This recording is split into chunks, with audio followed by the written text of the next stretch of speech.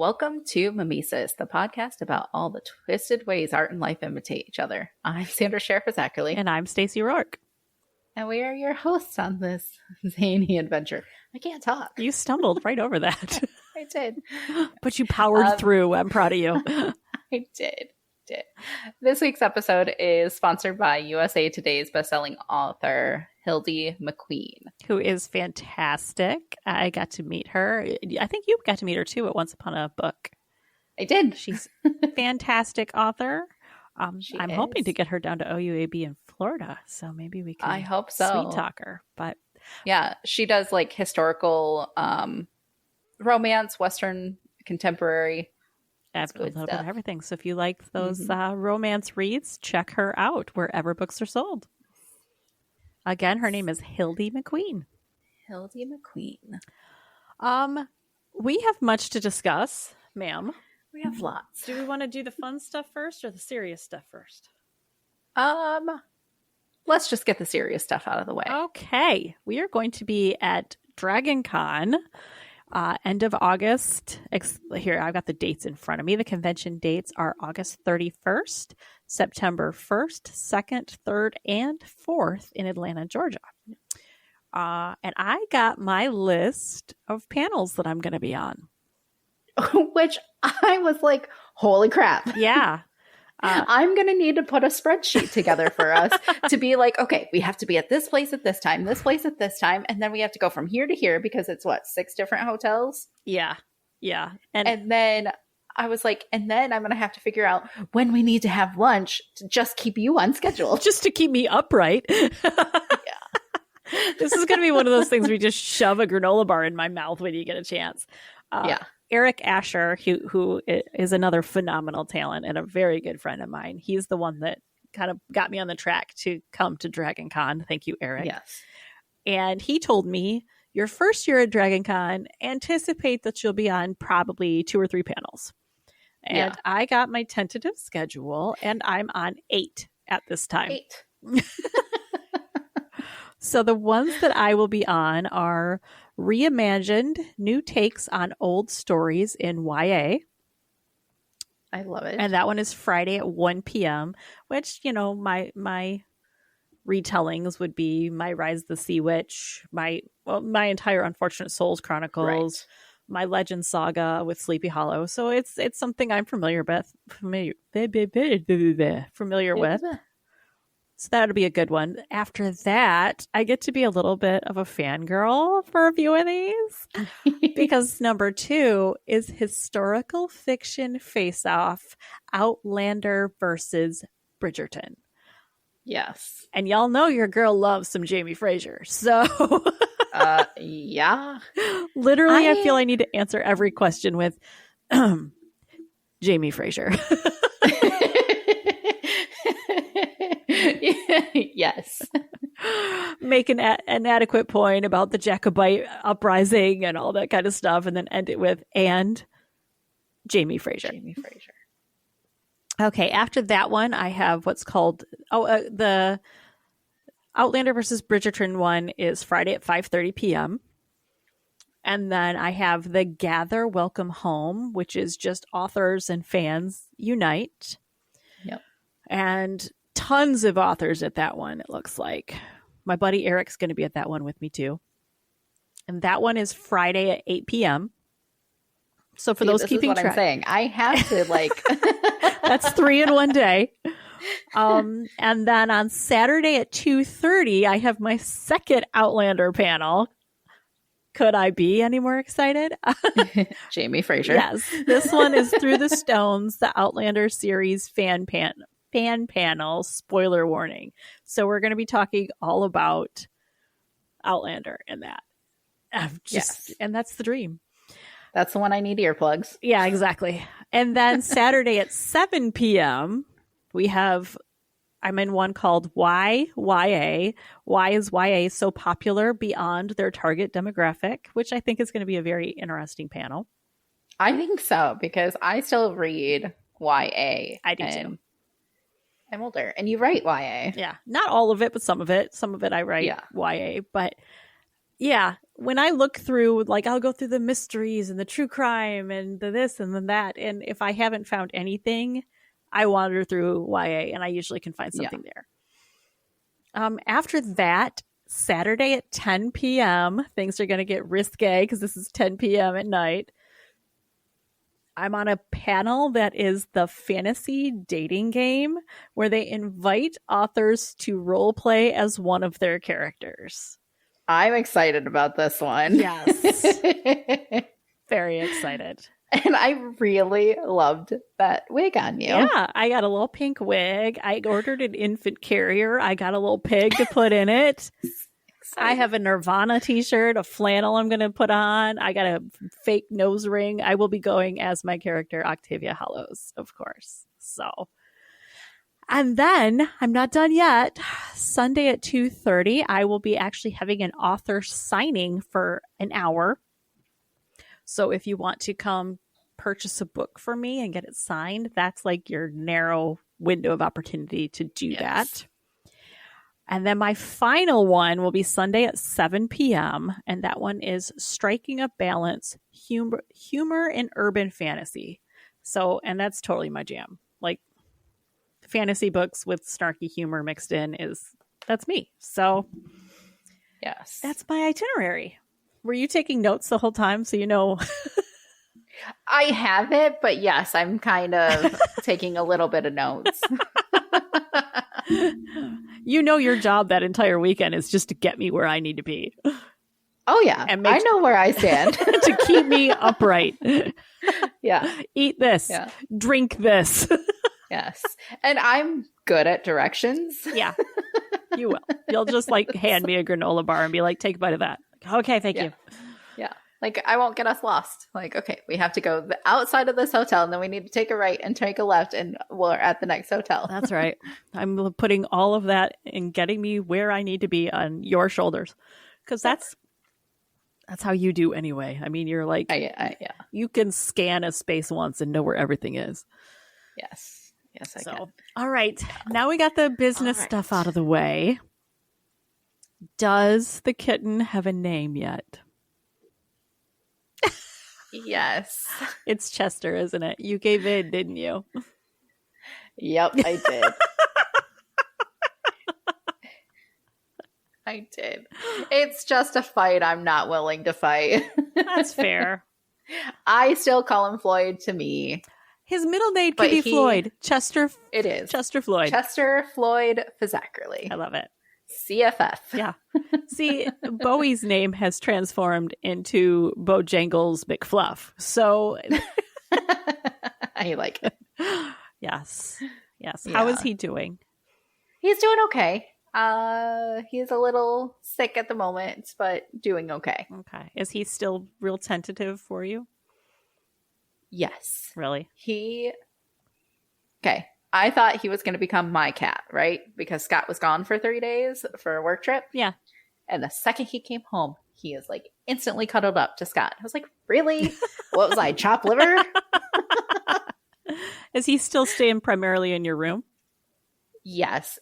He's been coming out more. He's venturing out in the hallway, venturing out into Evan and Emma's room, like, because we're all up on the top floor. Yeah. We did take him into the basement today, and he seemed to love that. Just running around. Kaiser's doing much better. Lex is still not sure. Okay. Yeah. He's not barking at him anymore, but he's totally just lunging still. But not with teeth now. Just kind of, I think he's too excited and he wants to play. Okay. I don't think it's mean anymore. Okay. But he's too big. Yeah. He's a 100-pound dog. Yeah. Oh, I know. With like a 3-pound cat. Now, is Chester staying primarily upstairs? Is he venturing into the main level at all? He has not really gone in the main level. Okay. I think that's what we plan to do in the next week, is to have just Kaiser down here and let the cat and Kaiser kind of bond. So that way Lex is like, okay, this is okay. Yeah. Yeah. That's fun. Yeah. Bowie has full run of the house now. Okay. And it's very much like living in a haunted house because you don't see her anywhere. and you're just like doing something, and then you'll hear like these across the floor, and then like somebody like gives like a skiddity pap right to your foot, and you're like, oh, Yeah. Bowie's here. Yes.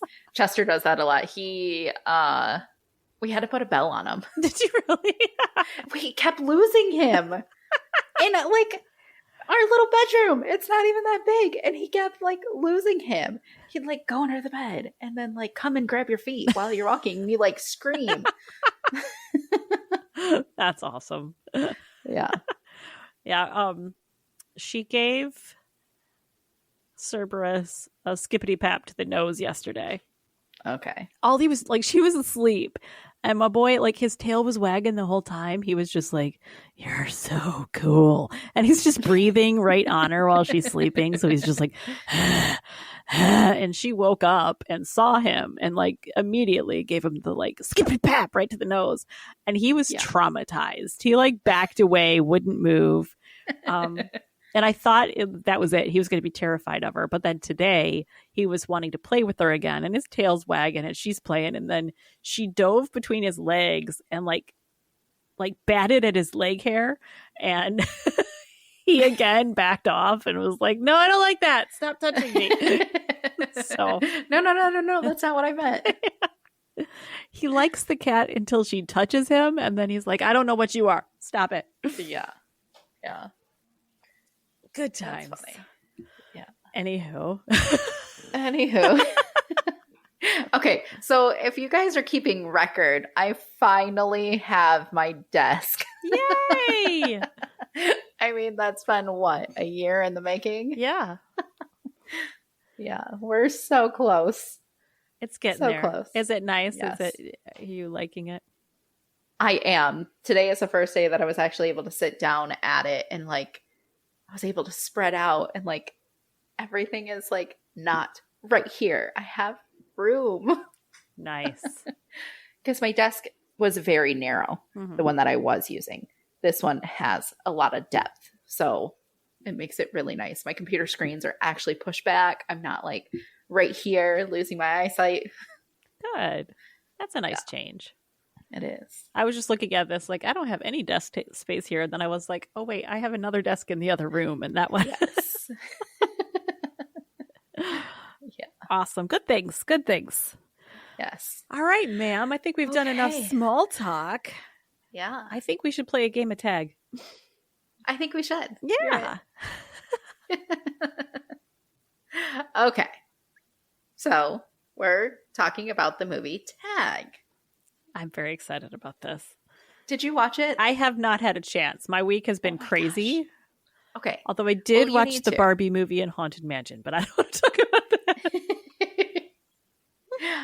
Yeah, don't talk about that until I can actually watch it. Okay. Okay. So, the real movie. The real movie? The real movie. The movie. 5 guys that play a game of tag. Okay. And it's Hogan, who goes by Hoagie, Bob, Randy, who goes by Chili, who is...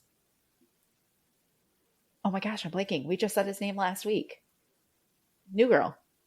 Nick. Oh, Jake Johnson. Yes. He goes by Chili. Kevin Sable and Jerry Pierce. They have been playing a game of tag since 1983 during the month of May with Jerry is played by Jeremy Renner. I love him. I do too. And he was perfect for this. But I will say, watching the movie, it was like watching him as Hawkeye. And then Nick, I keep saying Nick. Yeah, Nick Miller. Nick Miller as... watching Hawkeye and Nick Miller play tag. Yeah. It was pretty awesome. So Jerry was the only one in the group of the 5 guys who has not been tagged yet. Oh, wow. So Hoagie recruits Bob, Chili, and Kevin for one last attempt to tag Jerry. telling them that Jerry plans to retire after this year's game because of his upcoming marriage. Rebecca Crosby, a Wall Street journalist who was trying to do a piece on Bob, when she hears, because he like in the movie, Hoagie gets a job at Bob's company just so he can tag him. And he goes in and he tags him. And so then the lady is like, what's this? I want to do a story on this. Yeah. I don't care about that one. Let's do That's this dumb. one. Talk more about this. Yeah. So they are also, so they were accompanied by the Wall Street Journal lady, Rebecca, and then also Hoagie's wife, Anna. I love that the women got in on it too. Yeah. Yeah. And Hoagie's wife, Anna, was like, in the movie, she was like spying and like planning and getting all this, like, so she could make this happen, which was so fun. She's like deep in it. Yeah. And she's mad because she can't play. She just wants to play. So she's like, I'm helping you any way I can. We're going to bring him down. Yes. So in real life, a 2013 Wall Street Journal article inspired this movie. Okay. Like it actually was written. And it was really a group of 10 men. 10 men in a movie would have been really hard to follow. Yeah. Because it was kind of chaos with just the 5. Yeah. It's running and tagging people. Like, yeah. Yeah. So a group of 10 men had been playing a game of tag for 23 years since 1990. The movie's release in 2018 marked 28 years. So the movie upped it to just call it 30. Okay. But I mean, they are still playing. So it's probably what? 18 was 28, 29. Yeah, we're at like 30 something years now. Now, are they always playing? Is the game always on? Or like, can they ever sit down and just have dinner? Well, they live in other places. Like, they legit have a contract that they wrote out and all the guys signed. Yeah. Like, this tag participation agreement dated January 27th, 1990. The agreement is made by and between William, Christopher, Richard, Joseph, Brian, Michael, Mark, Sean, Patrick, and Joseph. They're the participants. It's like a month. They pick a month, and whoever is it for the okay. So it's just year. 1 month that they're playing tag, and then you just go back to like life. Yeah. Yeah. That's crazy. But they like wrote out this full agreement. And like lawyers and had it signed. Like they took this to the next level. They're like, you can't. That is so funny. They took this shit, and they still are. I mean, it's still a thing. Yeah. Yeah. Like you can go on YouTube and find some of them. Okay. And then in the end of the movie, they show some of the clips of like the actual, some of the tags that they did because they videotape them too. Okay. Yeah. That's so funny. I just read most of their names in that. They did say the best thing about the game is that it has kept us in touch over all these years. It forces us to meet and has formed a strong bond between us, almost like brothers. Aww. The decades-long game of tag began in their Catholic high school in the early 1980s. I don't know how to pronounce. It's a preparatory school in Washington. Okay. I'm not even going to try to say it.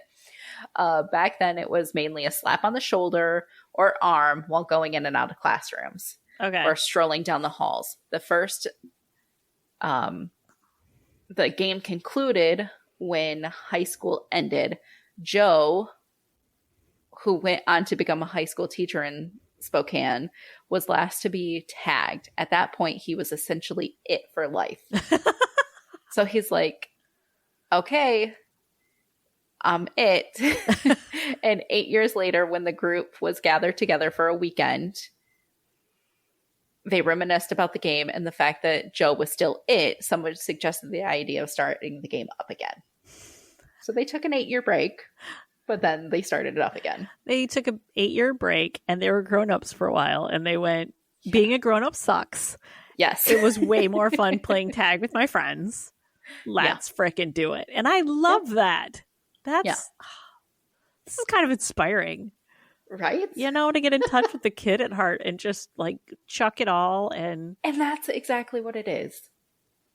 Let's just forget we're adults for a second. And go play tag. Yeah. I love that. Yeah. That's cool. Okay. So back to the movie. Once in their hometown, they locate Jerry and make an attempt to tag him, but are quickly overwhelmed by Jerry's skills. Okay. Telling you. Jerry introduces his fiancée, Susan, while the others express disappointment over not being invited to the wedding, despite their close relationship. Jerry claims he knew they would come anyway, and they agree not to play the game at any wedding-related event in exchange for invitations to the wedding. So they make an agreement, and like they all signed it, that said, like, none at the ceremony, none at the dinner party. So like you see them counting down the seconds and he's like running. And then they get on golf carts and it's freaking hilarious because it's like, does his wife know that there's a countdown going on? His new wife? Oh, she definitely. Yeah. Yeah. She's looking at her watch and she's like, boy, you better go. Yeah. Well, also she's like, don't ruin any of my special moments that I need pictures for. Yeah. Once those are done, he's all yours. Yep. While the others... Oh, okay. Despite this, the group makes several attempts to tag Jerry, but come up short, with one of the attempts leaving Hoagie, Chili, and Kevin in traps set by Jerry. During the rehearsal dinner, Susan reveals to the guys that she is pregnant. Oh. Yeah. Which, we'll get to that. Okay. Okay. So, back to real life. Instead of chasing each other around the playground, the men have literally chased each other around the country, traveling by plane, car, etc. Like in the movie, their wives at the time act like spies and coworkers are recruited to be on the lookout for other players and bar them from entering the office. Oh my God, that's so funny. Yeah. Can you imagine somebody telling you that? You see this person right here? I need you to be on the lookout for them. They're going to come in here. They're going to try to tag me. And they're like, right. Tag you? Like a wild deer? What do we do? It's hilarious. It's awesome. Yeah. Like, don't let them in. But they also went as far as like disguises. So how are you going to know if it's the person? I love that. Yeah. Back to the movie. Defeated, the group tried to build a new plan. After finding out Jerry attends Alcoholic Anonymous meetings, the group decides to strike his next meeting, which is on the wedding day. And they look over every exit and they dress up as members of the AA. I also love I've never seen this movie, but I have a vision of them being like, oh, he's in AA? Oh, is he all right? That gives us an opportunity. That's exactly how it went. Oh, hey. Yeah. They make their move and almost tag Jerry, but once he finds himself trapped in the church, Jerry retreats to the communion wine storage. He stays there for hours as the guy besiege the room they're trying to get in, until Susan comes by. With the wedding just a few hours away, Susan berates Jerry for risking their wedding for a childish game, but suddenly appears to have a miscarriage. I hate that. Oh. Yeah. They went there. I don't like the movie, that. And that pisses me off. Yeah. Because that's not a joking matter. Yeah, no. Jerry comes to help. Chili is convinced that it is a ruse. But the situation seems authentic, and Jerry himself also tells them it's not playing around, and they too leave. So he snuck away without getting tagged. The guys receive text that the wedding is postponed due to the potential miscarriage. However, suspicious Anna sees that the bridesmaids all made similar Instagram posts, with one of the brides having a crush on Bob. She had a private profile. So Anna creates a fake profile for Bob in order to bait the bridesmaids for the truth. Once they get access, they see a post from the bridesmaid of Susan in her dress. Oh. And showing that the wedding is still on as scheduled. So the whole gang decides to go crash the wedding. Upon their arrival, Susan confirms the hoax, including the pregnancy. She was never pregnant? She was never pregnant. Oh, I don't like that part. I don't like that part either. Mm-mm. Angry at Jerry for lying, Hoagie decides to tag Jerry at the end of the ceremony after he and Susan kiss. So he didn't ruin too much. So he's like, damn it. You broke contract. I'm breaking contract. Yeah. That's fair. You deserve it. Hoagie then loses consciousness because he tries tackling and he falls on the ground. And Jerry thinks it's a ruse, but Anna confirms that Hoagie's condition is serious and calls for an ambulance. Everyone meets at the hospital where Hoagie tells them the truth. He had lied about Jerry quitting after the season because he wanted to reunite with all of his friends. He had recently discovered a tumor on his liver.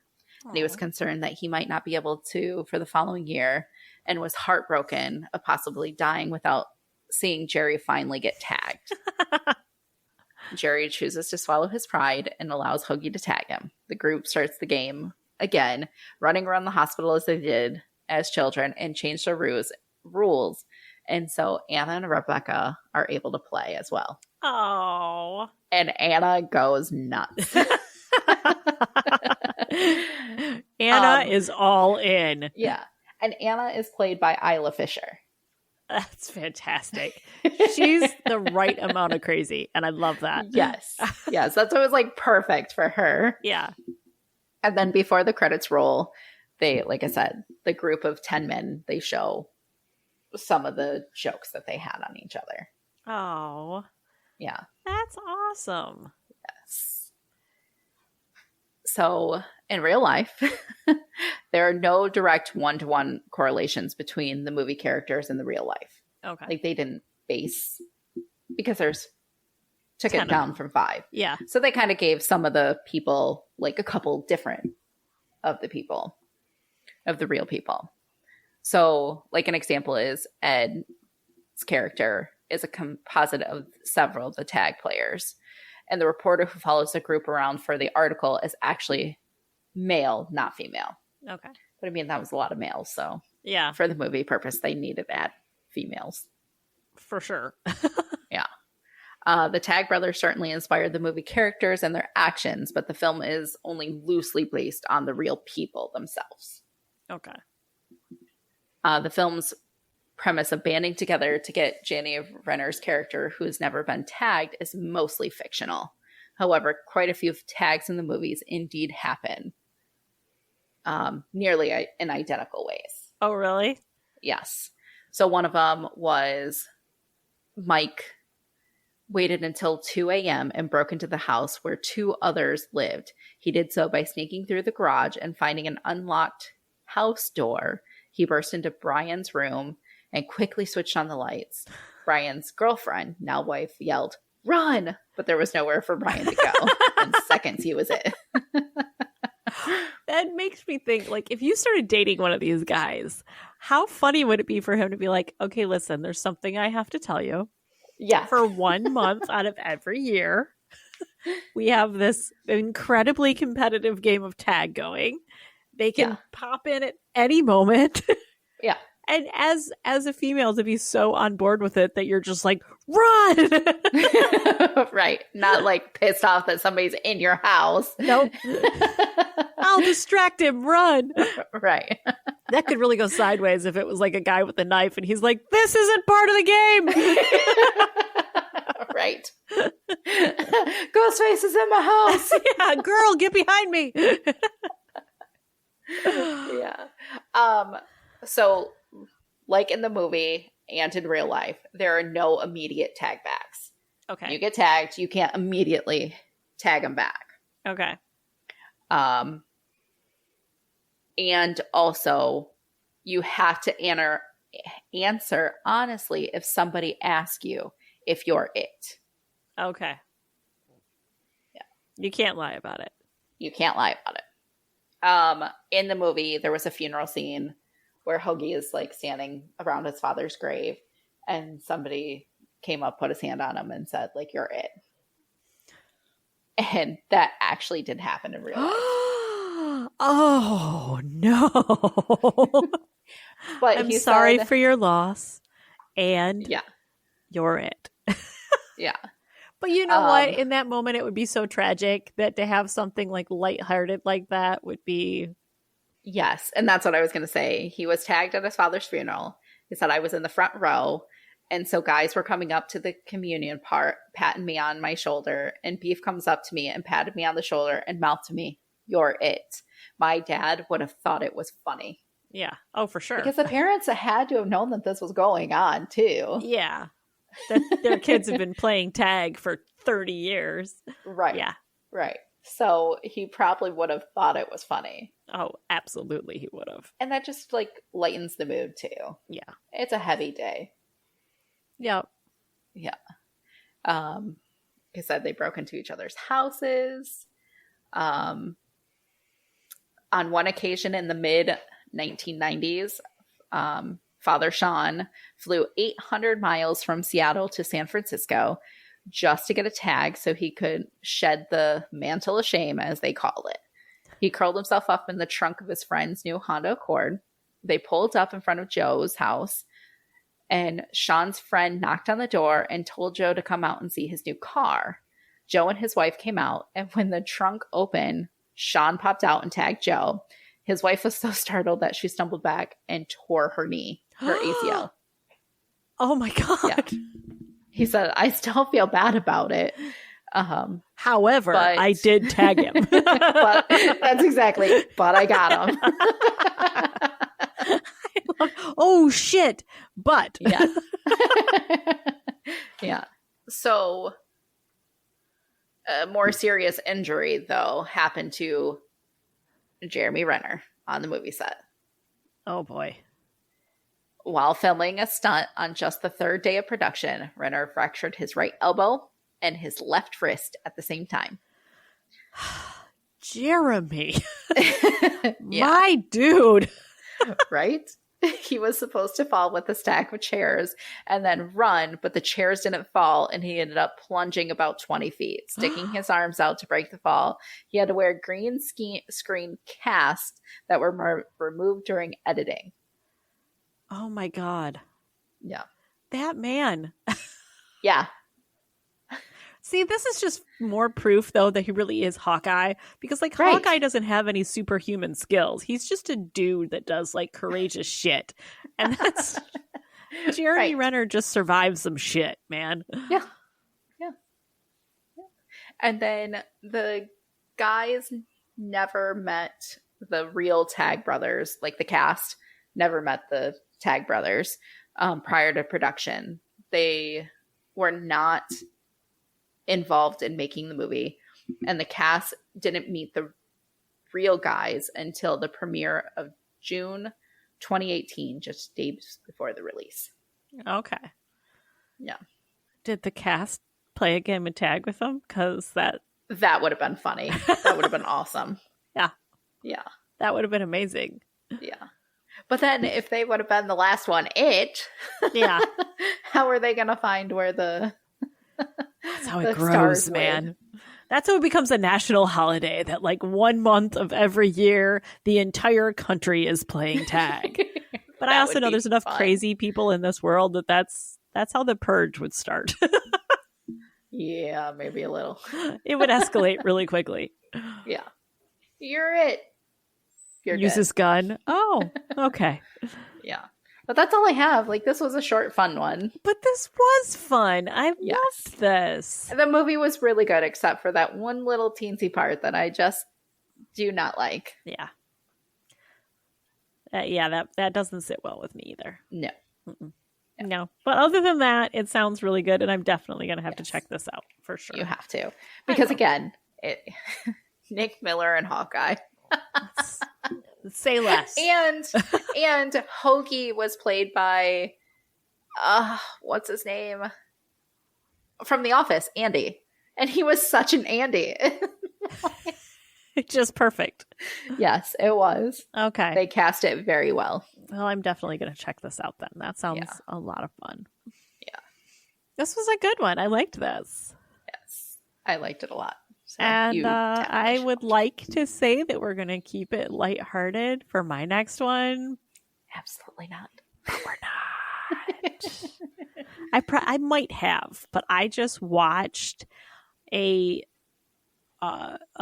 movie or a series based on a true crime, and it was so good that I was like, hell. I gotta do it. So we're gonna go back to a series based on a true crime for next week. Well, that sounds interesting. Yeah. Are you gonna tell us what it is, or are we gonna be surprised? I can tell you who it is, but you're probably not gonna recognize the name because it's not a huge, well-known one. But it's Betty Broderick. Nope. Don't know the name at all. But her and her husband had, I think, War of the Roses, but like that level of tormenting each other in a divorce. And then it's going to end up with somebody dead. So, fun. But the way that these two handled their divorce, like, good Lord. Whew. Yeah. It's not pretty. Yeah. But honestly, petty. It's so petty. And honestly, one of them probably would have ended up dead along the way regardless, like the way that they were tormenting each other. But we will talk more about it next week. Yeah. We got anything else for this week? I don't think so. Okay. Oh, my Octavia Hollows box set audiobook should be out by the end of August. We're getting the final stages put together, and then we can start uploading stuff. So you guys will get to hear me. Days away from uploading everything. You guys will get to hear me narrate my own series. And I'm already starting. It's really, really, really good. Thank you. We're already working on book 2, Fate Worse Than Death. So we're going to just keep plugging along. Fate Worse Than Death is going to be so much easier to put together because it's like a quarter of the size of the box set. Yeah. So we need to sign this baby off. Yes. So lots of good stuff coming. So make sure I don't know where I'm going with that. I feel like so bad when I'm like trying to like promote ourselves. Like I feel like I'm an imposter. Like don't feel like an imposter. That's silly. I know. We got lots of good stuff coming. We got audiobooks, we got podcasts, we got cons and all sorts of shit coming. So stay tuned and we will catch you on the flip side. That was so corny. I loved it. That was beautifully corny. All right. Until next time. Bye.